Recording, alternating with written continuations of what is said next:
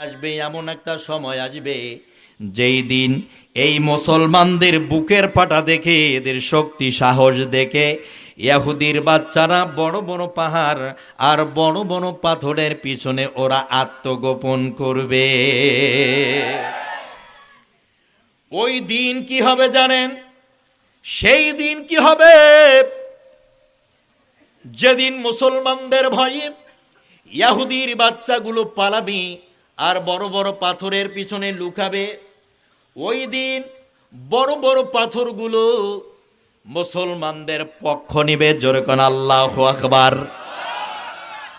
পাথরগুলোর জবানগুলোকে আমার আল্লাহ খুলে দেবে।